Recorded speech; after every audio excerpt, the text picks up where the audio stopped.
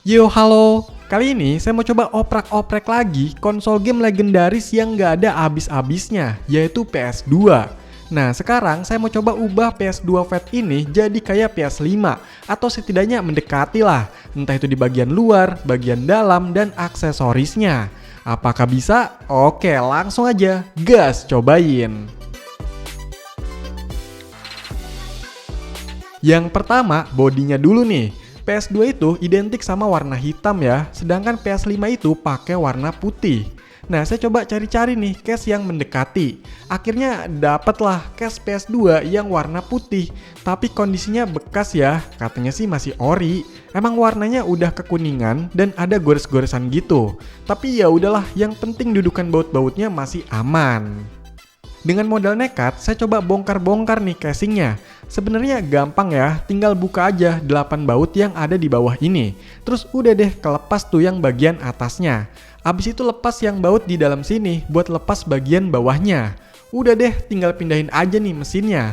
By the way, untuk tampilan mesin PS2 Fat itu kayak gini ya. Jujur aja, dari awal saya beli PS2 ini belum pernah dibongkar. Nah, jadi beginilah tampilan setelah diganti casingnya.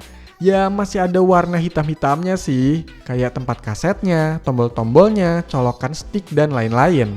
Tapi anggap aja ini kayak PS5 ya, ada aksen hitamnya juga kan. Oh iya, saya juga beli semacam stand PS2 biar bisa posisi berdiri dengan kokoh. Walaupun bahannya plastik tapi ini lumayan tebel loh. Terus kalau misalnya pakai PS2 tuh HDMI nggak ngeganjel ya posisinya. Nah untuk harganya ini sekitar 40 ribuan. Widih, dilihat-lihat ini jadi lumayan oke lah, berasa kayak baru warnanya. One target in the box. Oh, sturdy defense. The goal here. Fail. Maybe this time. Full marks for me. Lanjut, kalau sebelumnya saya udah cobain stick wireless PS2, sekarang saya mau cobain pakai stick bawaannya dari PS5 alias DualSense dan tetap wireless. Apakah bisa?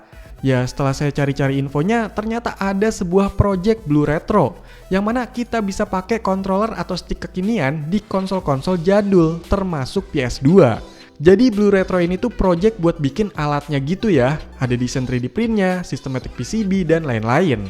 Nah kalau nggak mau ribet, beli aja yang udah jadi. Harganya sekitar 100 ribuan, agak mahal ya. Bentuknya dia kayak colokan sticknya tapi tanpa kabel. Di sini ada semacam tombol buat pairing dan lampu indikatornya. Cara pakainya tinggal colokin aja, terus tekan dan tahan tombolnya agak lama sampai lampunya berkedip. Terus di DualSense-nya tekan dan tahan tombol PS sama share sampai lampunya berkedip cepet juga. Kalau kedua lampu udah nyala tanpa berkedip, berarti udah berhasil terhubung ya. Tinggal pakai aja nih. Selama saya coba sih masih lancar-lancar aja, tombol-tombol berfungsi dan getarnya ada. Kecuali trackpad dan fitur kekiniannya, nggak bisa ya, karena emang belum ada kan kalau di PS2 ini. Untuk delaynya pun cukup minim, nggak begitu ngeganggu pas main. Cuma jujur aja, ada beberapa game yang menurut saya feel-nya jadi kurang kalau pakai DualSense.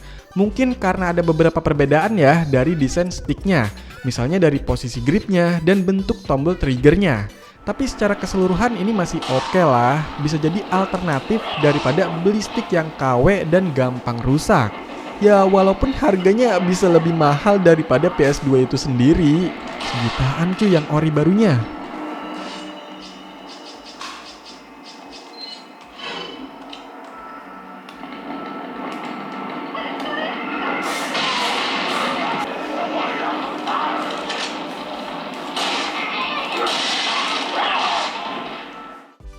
Selain controller atau sticknya, saya juga mau cobain pakai aksesoris tambahan dari PS5 di PS2 ini, yaitu Pulse 3D Wireless. Jadi ini adalah headset gaming wireless yang dioptimalkan untuk fitur Tempest 3D audio pada PS5.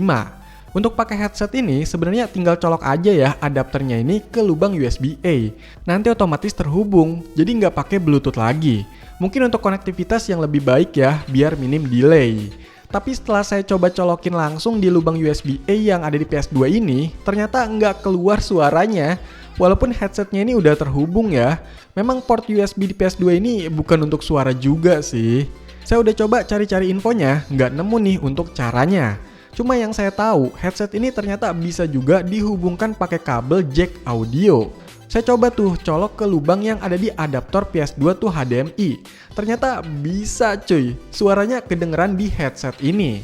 Mantep ya suaranya, main game bisa lebih fokus dan gak ngeganggu yang lain suaranya. Tapi untuk fitur 3D-nya kayak nggak begitu kerasa ya, karena memang dari gamenya dan keterbatasan fitur juga sih waktu itu. Yang penting masih nikmat lah ini headset dipakainya.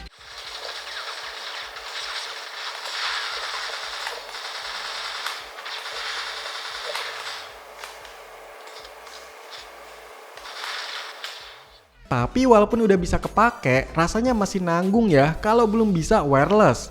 Akhirnya saya dapat ide pakai alat tambahan yaitu wireless audio transmitter receiver. Jadi kalau pakai alat ini kita bisa sambungin audio antar jack tanpa kabel tapi pakai koneksi Bluetooth. Dan alat ini bisa buat mengirim dan menerima sinyal juga. Makanya saya beli dua nih. Yang satu buat colok di adapter PS2 tuh HDMI sebagai pengirim sinyal, tinggal teken dan tahan aja tombol di alatnya ini sampai kedip lampu warna merah. Dan yang satu lagi colok di headsetnya sebagai penerima sinyal. Tekan tombolnya sampai kedip warna biru ya. Ntar otomatis keduanya ini terhubung. Dan yes, akhirnya bisa juga nih headset dipakai secara wireless di PS2 ini. Secara kualitas suaranya ini nggak sebagus pakai kabel ya. Terus suaranya juga agak kecil. Dan untuk tombol-tombol di headset ini kayak nggak begitu ngaruh. Misalnya tombol volumenya udah saya gedein, suaranya tetap aja kecil. Selain itu alat ini tuh butuh daya buat aktifinnya. Jadi kalau yang pengirim bisa dicolok di USB PS2. Sedangkan yang penerima di headset ini mau nggak mau tetap colok ke power bank. Ya walaupun tetap ada perkabelan, tapi jaraknya bisa lebih jauh sih. By the way, harga headset Pulse 3D Wireless ini juga lumayan ya. Bisa kebeli PS2-nya dan masih dapat kembalian nih. Sejutaan lebih cuy harganya. Nah, kalau tadi udah cobain bagian luar dan aksesorisnya, sekarang ke bagian dalamnya. Di PS5, untuk menyimpan data-data sampai gamenya itu bisa pakai SSD sebagai penyimpanannya. Sekarang kita coba juga nih pakai SSD di PS2 ini. Jadi sebenarnya PS2 Fat itu bisa pakai hard disk dengan memanfaatkan slot pada network adapter. Maka dari itu kita bisa ganti hard disknya dengan SSD. Cuma bentukannya memang nggak bisa sama kayak PS5. Karena di PS2 ini network adaptornya itu cuma bisa dikonversikan ke interface IDE atau SATA. Tapi ya walaupun begitu kita coba aja ya pakai SSD SATA di PS2 ini. Soalnya penasaran dan banyak yang nanya juga nih, apakah kalau pakai SSD bisa ningkatin performa dibanding pakai hard disk? Nah, di sini saya pakai SSD dari Vigen, kapasitas 128 GB yang punya kecepatan baca dan tulis sampai 500 MB per detik. By the way, harga SSD sekarang lagi mahal-mahalnya, Sebelum SSD ini dipasang ke PS2, kita harus install dulu nih sistem-sistem yang dibutuhkan, sama kayak pakai hard disk biasanya. Jadi harus install OPL lewat uLaunch dari sistem flash disk. By the way, unit saya ini udah mode chip matrix ya, jadi nggak pakai MC boot atau metode soft mode gitulah, udah ketanem di mesinnya. Kalau sistemnya udah keinstal, masukin juga nih game-gamenya ke SSD. Jadi main nggak perlu pakai kaset atau hard disk eksternal ya, udah ada di dalam SSD ini. Setelah install dan masukin gamenya, ternyata nggak ada masalah ya pakai SSD di PS2 ini. Semuanya masih berjalan lancar sama kayak hard disk. Dan secara performa atau kecepatan transfer datanya pun nggak beda jauh ya, karena memang keterbatasan di kecepatan interface PS2 ini yang cuma 33-66 MB per detik. Jadi walaupun pakai SSD SATA yang cepat, tetap aja terbatas kecepatannya, nggak bisa sampai maksimal.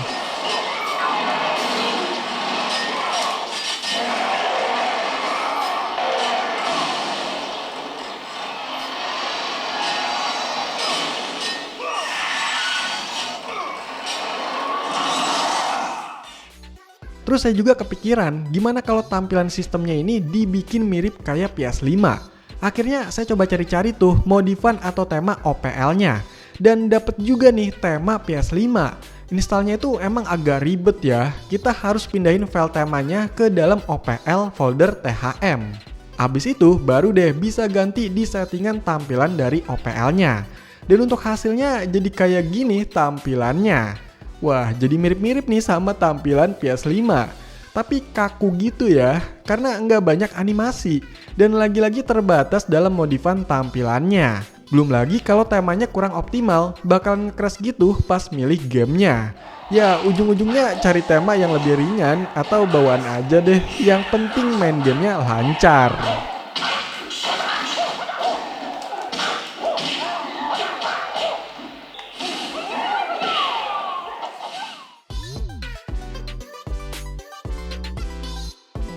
Nah, jadi itulah beberapa hal yang bisa saya coba buat bikin PS2 ini jadi kayak PS5. Ya, walaupun hasilnya nggak mirip-mirip amat dan lebih ke memaksakan ya, tapi setidaknya secara konsep masih mendekati lah. Dan ada beberapa hal baru yang ternyata bisa ya di PS2 ini. Misalnya aksesoris PS5 yang bisa dipakai juga ke PS2. By the way, kalau kalian punya pendapat atau tambahan yang lebih seru, boleh kasih tahu di komentar ya. Sekian video ini, semoga bermanfaat. Silahkan dikomentarin, like, share, dan subscribe channel ini. Terima kasih.